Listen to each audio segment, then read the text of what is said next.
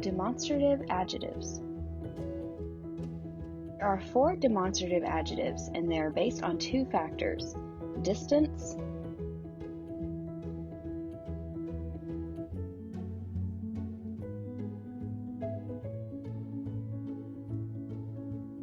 and number.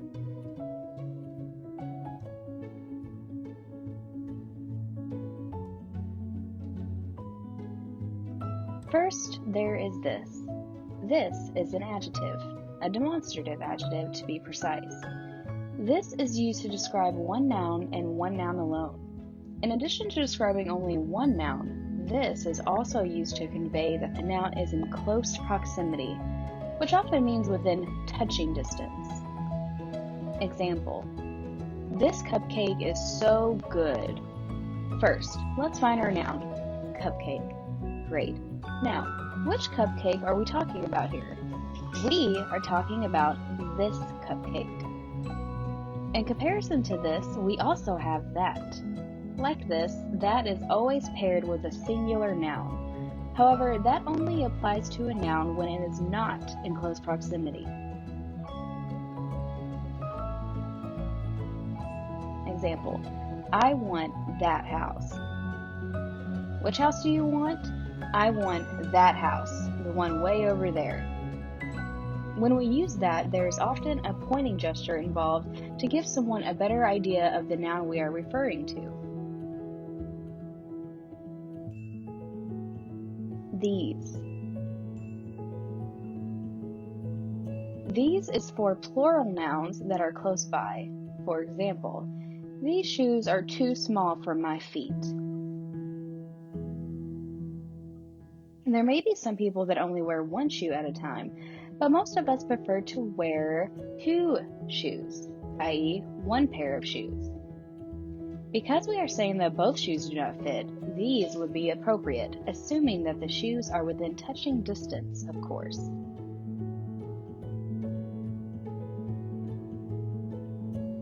Finally, those is also used to modify plural nouns.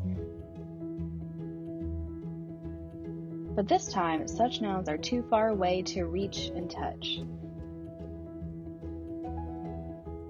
Example: those dogs are so cute.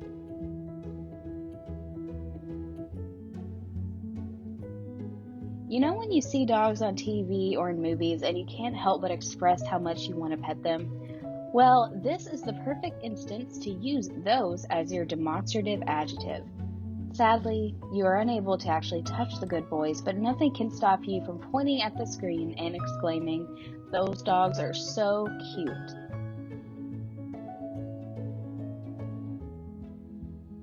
Indefinite adjectives.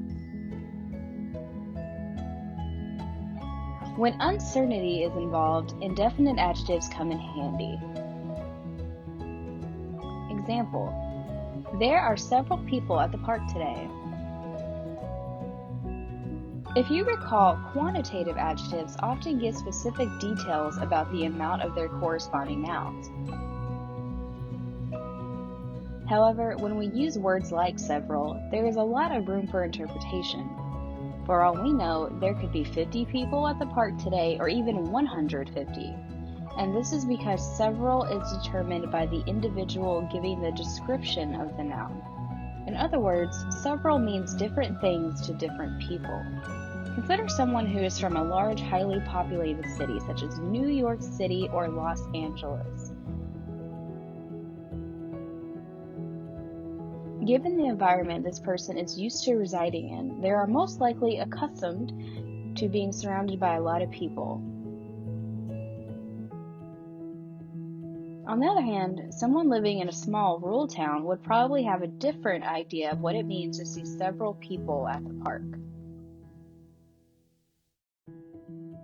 To clarify, unspecific quantitative adjectives are also indefinite adjectives.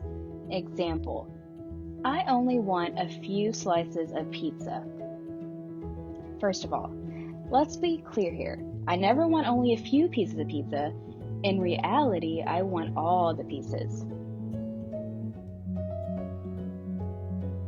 Like several, a few can mean many things to different people, which is why it is labeled as an indefinite adjective. Because it also involves an amount or quantity, a few can also be considered a quantitative adjective. Generally, a few is used to express an amount that is greater than 2, but things get a little fuzzy after that. In any case, one thing is certain: a few is an indefinite adjective.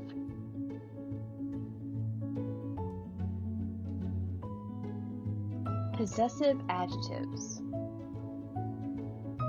Next, we have a group of adjectives that serve to convey ownership of nouns. One could say that these adjectives are rather clingy toward their nouns, perhaps even a little obsessive. Attachment issues aside, possessive adjectives dictate who or what gets to claim the noun. Let's look at some examples. I don't have your book. Book is a thing, of course, that we have our noun. In this instance, the color or size of the book is not what is important. Rather, it is who possesses the book that is the point. Your is a possessive adjective used to directly address someone. Yes, I have a book, but it is not your book.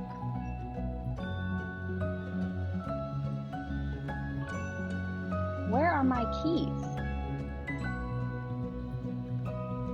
Let the panic commence. It happens to the best of us. We are ready to go out the door just to realize that our car keys are nowhere to be found.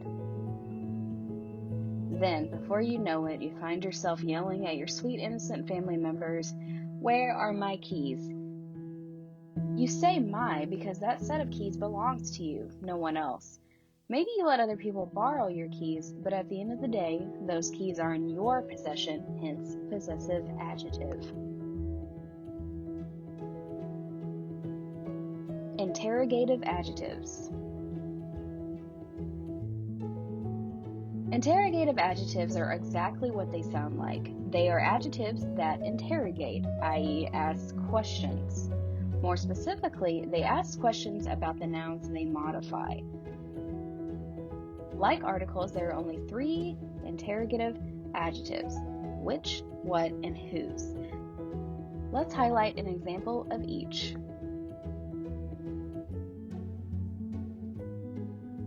Which game is your favorite?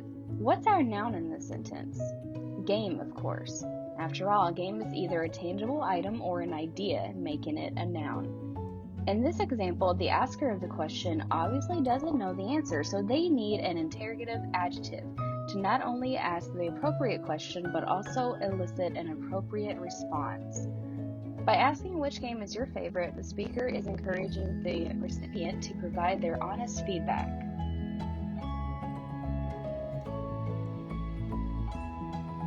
What size do you need? Once again, what is used to ask about a noun? The asker of this question doesn't know your correct size, so they need to give you options. Assuming that all sizes are available, we would use what as the interrogative adjective. Whose pencil is this?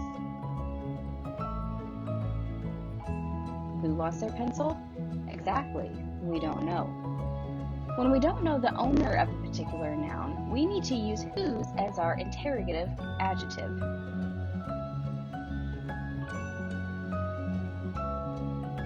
Proper adjectives.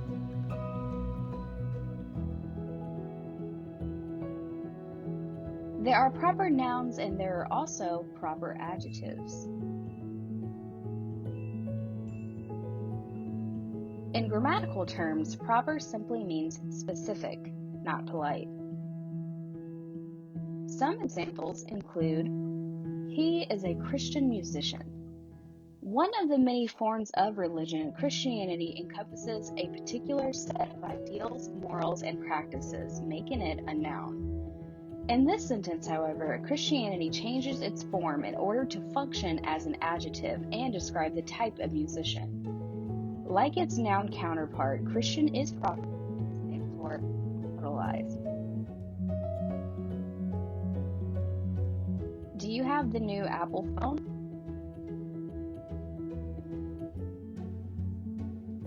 Unless you have lived under a massive rock for many, many years, you have at least heard of the Apple brand, if not owned one of their products.